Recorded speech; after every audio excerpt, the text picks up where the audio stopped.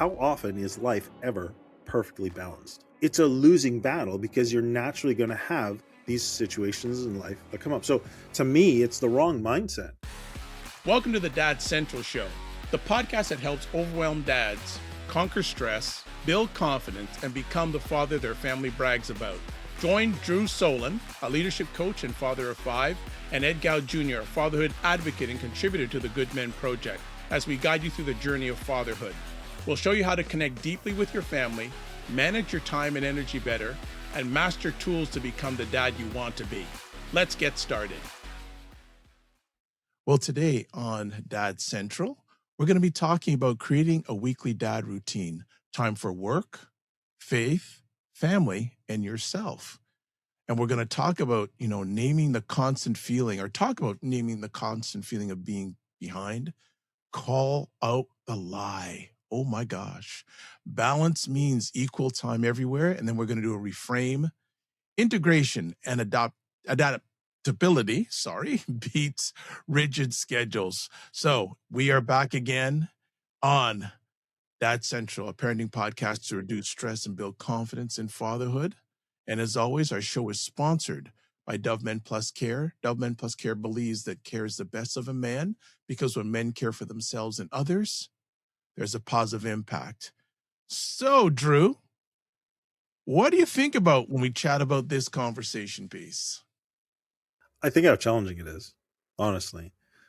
I'm a routine sort of structure person. It grounds me. It helps me feel more productive. Helps me know what to expect. And I just feel like I'm making more progress when I am able to stick to routines. I think the reality is as a dad, there's so much that comes at you that basically threatens or pushes out the ability to stay consistent to routine. Now, that could just be me. I've always, when I was younger, thought that, man, I need more discipline. I need more discipline. And I would say that could have been the case. But I also want to, I think, say the truth is there's a lot that comes at you and life is unpredictable. So rather than being so caught on the fact that you have to have, your routine has to be so perfect, I've learned to be a little bit more, I'd say, adaptable and flexible. And so hopefully we'll talk about some things that I've learned to at least help me in my mindset, but also to be able to be more disciplined and follow through on some of these routines and structures that add a lot of value to, at least have added a lot of value to my life. Excellent. So a few things before we get into the conversation. First things first, have you subscribed to our show? If you're watching it on YouTube, have you hit the subscribe and the notification button? There's lots of people that watch us, but they don't subscribe and hit the notification button. Why not? We'd love you to. And also, if you're listening, please subscribe to this podcast on your favorite platform and also make comments. We want to hear. And also, we'd like to answer your questions about father during our shows. So feel free to email us at podcast@dadcentral.com. And what we're going to cover today, why most weekly plans fail dads. Also, from balance to integration. Drew loves that integration word and the balance word, so I'm looking forward to what he has to share about that. The 4-anchor weekly dad routine, practical weekly planning, and then what dads need to say no to. So let's start it off, Drew, with our first area. Why most weekly plans fail dads? I think I'll start it even before that. I'm not sure that dads even have a weekly plan. So if you haven't ever planned out your week, there's a great article that Michael Hyatt, who used to be the CEO of Thomas Nelson Publishing, and he's now a leadership and productivity expert, and he's got his own company, Michael Hyatt and Company. Anyways, long story short, he has this essentially it's a time blocking structure that he calls the ideal week. And the premise behind it is that if you could have everything in your life the way that you wanted it and mapped out in your ideal week, what would that actually look like? And so he anyways, go to the article, read through that. I think there's so much power in it. I learned about it probably over 10 years ago, and I began trying to apply it in my life. And so that's the first thing, is that I don't know that most dads actually have an intentional plan for the week. If you don't, I encourage you to go there. But if you do have a plan, and why are they failing? Sometimes we overpack them. We think we can fit so much in. We're accustomed to achieving, doing a lot. We're like, yeah, yeah, pack it in, pack it in. A good friend of mine, as he's grown and matured, he recognized he struggled to say no to things.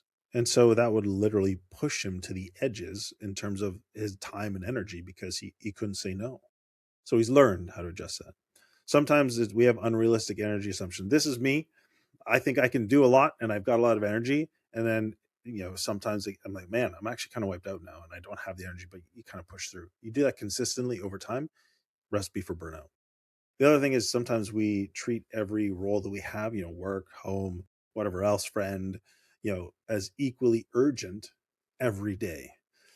And it's not really the case usually. And then, or we have no margin for the inevitable when life hits, the unplanned, the unexpected, and you've got nothing left to be able to give to that because your time and energy has to go there because it's a crisis. So ultimately, those are some of the things that I think get in the way of dads. And if we'll just summarize it, if you do have a plan and your plan doesn't account for either fatigue or unplanned situations, it's likely a fantasy and you'll never actually be able to achieve it. Okay. Let's move on to our next area, from balance to integration. Break it down, man. Me? Well, I want you to add some stuff in here too, Ed. So for me, the idea of balance, I think of, that scale that's on that single point, and, it's the teeter totter, right? So it's constantly kind of going back and forth.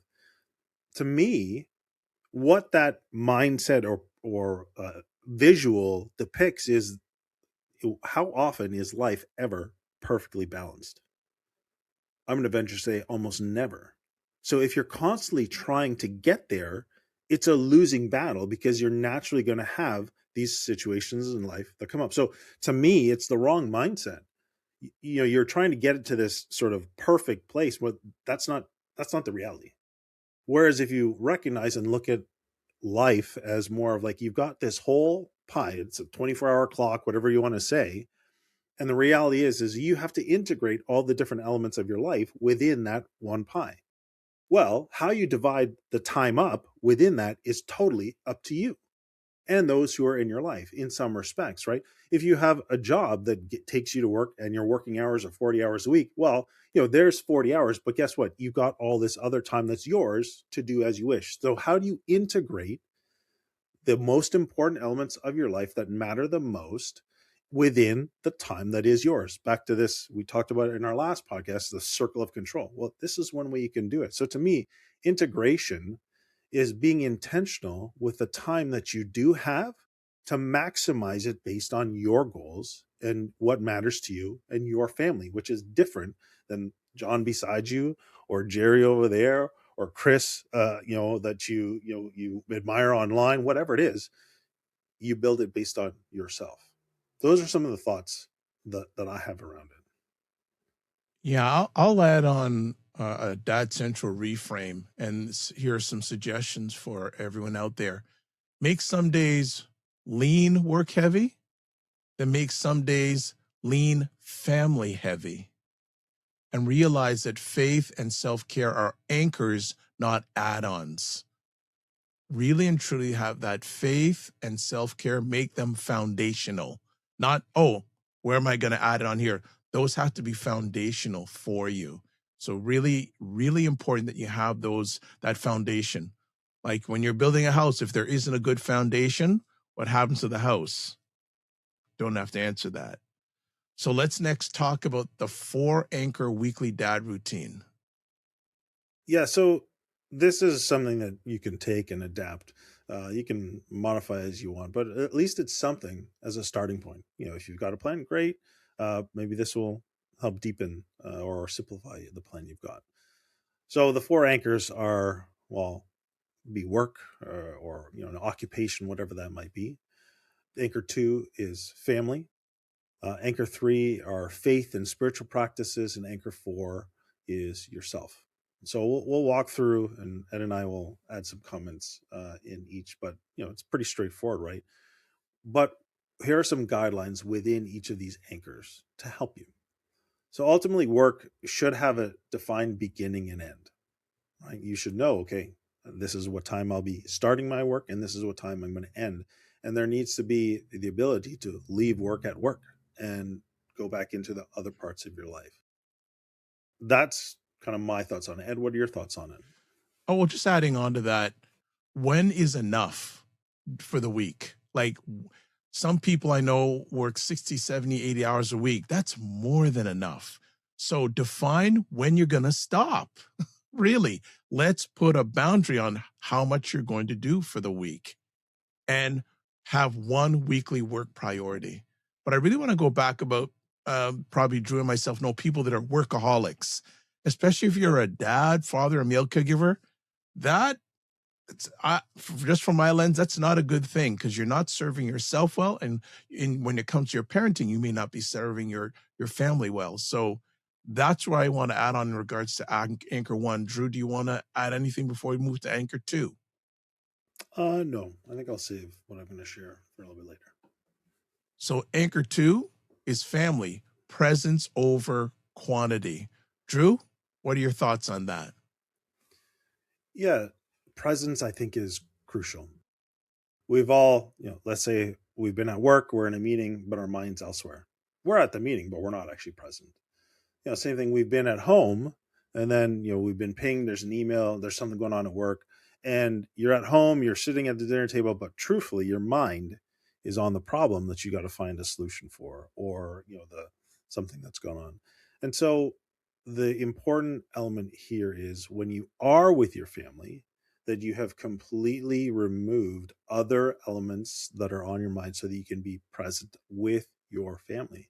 And that doesn't have to be huge. Like if you need 10 minutes, or if you can give 10 minutes of undivided presence with your child a day, you're doing awesome. So that's doable.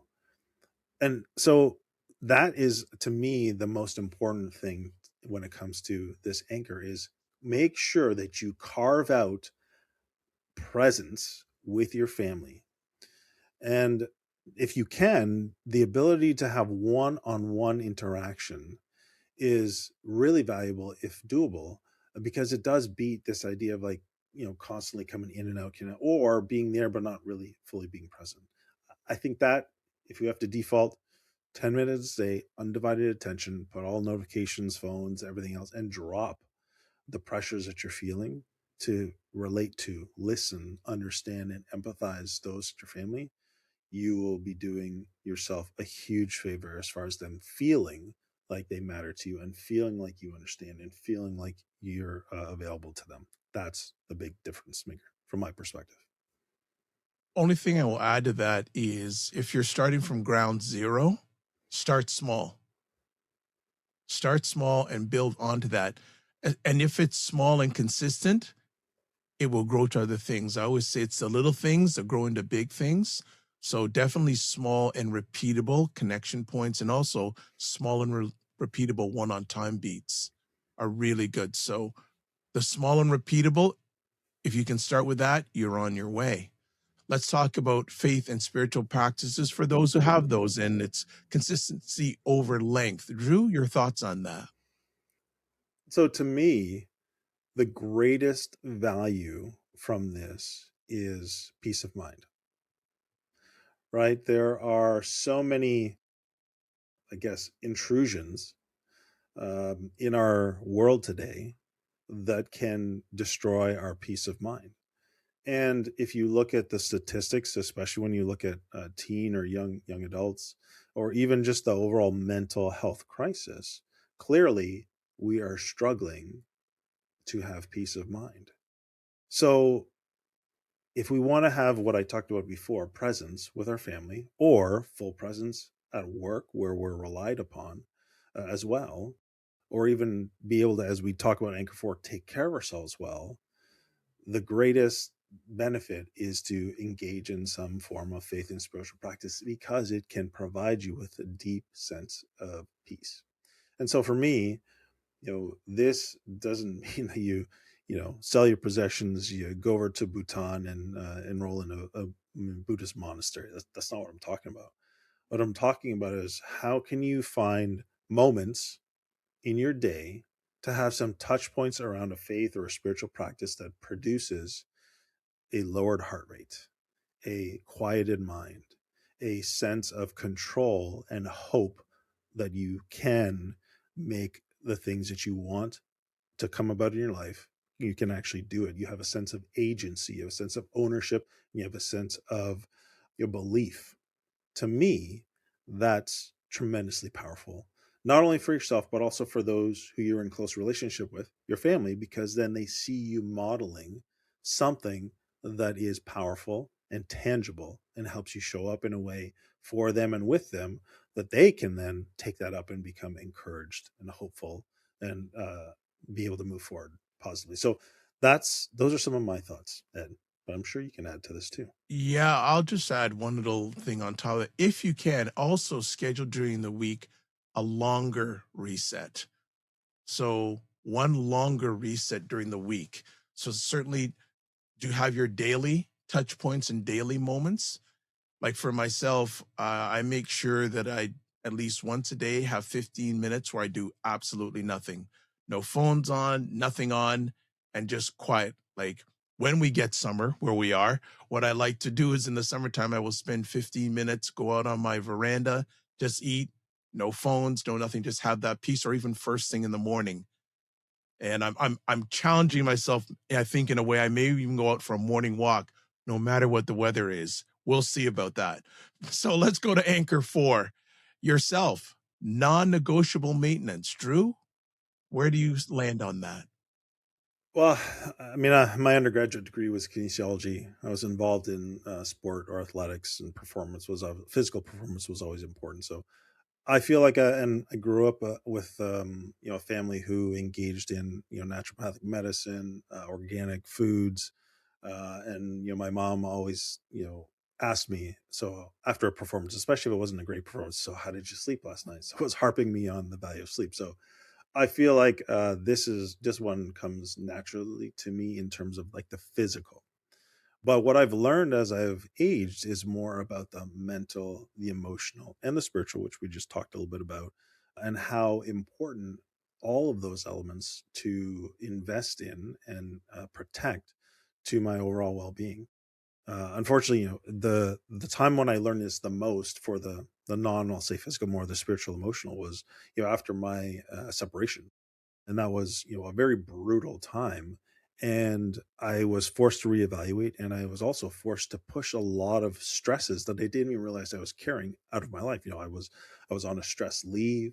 I had very limited access to my children, so I had a lot of time, not much we'll say to do, but what I learned was how much I needed that.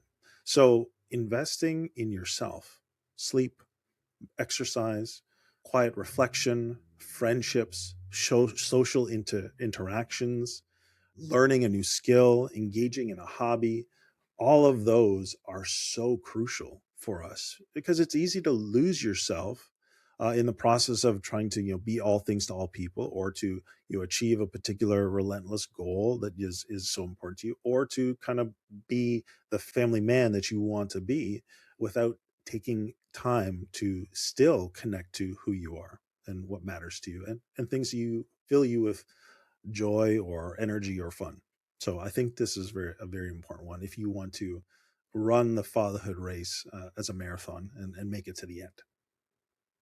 Yeah, I'll just add on to what Drew is sharing in this part of the conversation. The things he's sharing, treat it as leadership, not as indulgence. So be the best leader to yourself so you can be the best leader for your family and your kids. So take the better you can take care of yourself, the better you can take care of those others in your life.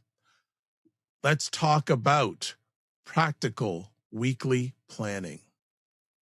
Yeah. Well, I was given this gift a little while ago. It's the productivity planner. And the simple premise in it is essentially time blocking and time. Essentially, it's a budget for your time.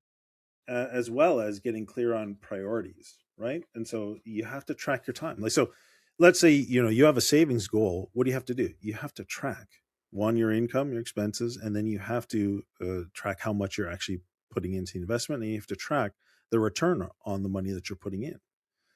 Very intentional about that. But we have 24 hours a day that are given to every single person. It's all the same.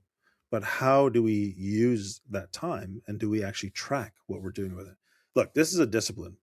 I've done it in spurts, but I haven't been very consistent, and I want to get better. So this is me preaching to myself, not preaching to anyone else. So, but if there's value in understanding this, because when you do this well, it just like reaching a financial goal, you are actually going to help move yourself towards those other goals that are all, which financial could be included. So, simple breakdown for you. You want to choose one or two priorities.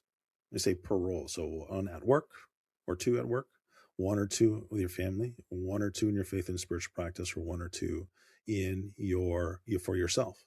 And then you want to block realistically, right? Not optimistically. You say, okay, great. So priority one and two at work, this is going to require X amount of time, and you put a time in that week that is going to help you move towards that. And you do the same for every one of those four anchors we talked about. And so, family, we just talked through. You can do 10 minutes of uninterrupted one-on-one time. Let's say you've got two children. That's 20 minutes. If you give that to your child every day, or even aim for like 4 out of 7 days, wow, that's not that much time. You can actually do that. That's much more realistic.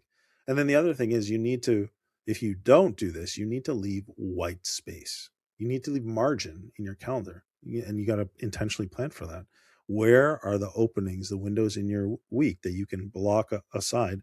This is open, right? Maybe something pushes me up. Maybe work. I got a deadline, and I got to spend a little extra time there, so I can reconfigure my week to balance out when and integrate all these different elements that sometimes come up. So I think those are some simple plans. So choose a priority or two per role. You want to block realistically, and then you want to leave some margin for when things inevitably hit. So, Yeah. simple question you can ask yourself to summarize this is, what actually fits your current season of life? And then, Drew, our last point, what do dads need to say no to? Yeah. Well, I mean, that's the question I would ask the dad who's listening. What do you need to say no to? What's the first thing that comes to mind? And whatever that is, it's time to start saying no. But some examples that we could share with you. Sometimes we overcommit our evenings, or this is the one I laugh at, but it's so true, is over scrolling, or sort of endless scrolling, right? You get caught in that cycle. You pop up some social media and you're like, oh, takes you down a rabbit hole. That is something that really, do you really need that? No. This is a big one too for many dads, saying yes out of guilt or internally created pressure, or just kind of a long held script that you're like, you can't say no. Well, look, no is like one of the most important words you need to learn to say, to protect, to establish a boundary and protect what matters to you. Or this is something I was doing a lot when I was younger, but I've learned, carrying responsibilities that aren't yours to carry. That's what dads need to say no to. Excellent. Two things I'll add on that. First of all, every yes is a no to something else. So choose consciously. There, I got the word out finally. And then no is a complete sentence. No is a complete sentence. So, as we wrap up today, during our conversation, we talked about why most weekly plans fail dads. Also, we chatted about from balance to integration, then the four anchor weekly dad routine. Then we had what dads need to say no to. And then before that, we talked about practical weekly planning. So, key takeaways from today's conversation: you don't need a perfect week. And also, you need a repeatable week. And then routines create peace, not pressure. And also, planning must account for energy, not just time. Work, family, faith, and self all need intentional anchors. And then saying no is a leadership decision, not a failure. And then one other thing I'll add on to that, weekly routines work better than rigid schedules. So as we close up everything today, want to say as always, thank you for giving the most valuable thing, your time, to our conversation today. And as always, don't just manage your time, manage your energy. Remember to give yourself grace. And Drew, I forgot to ask, resource. Yeah, our dad mentor community is a great way to help with this process or practice of becoming much more integrated in your life and learning to say no. I think the shared accountability and the stories of other dads, how they've been able to make these intentional shifts, is really transformational, or can be transformational. So I'd encourage you, take a look at Dad Mentor. Our father leader community is a great support for you. Right. Well, thanks everybody for giving your time to us, and we'll see you soon. Be well and keep the faith.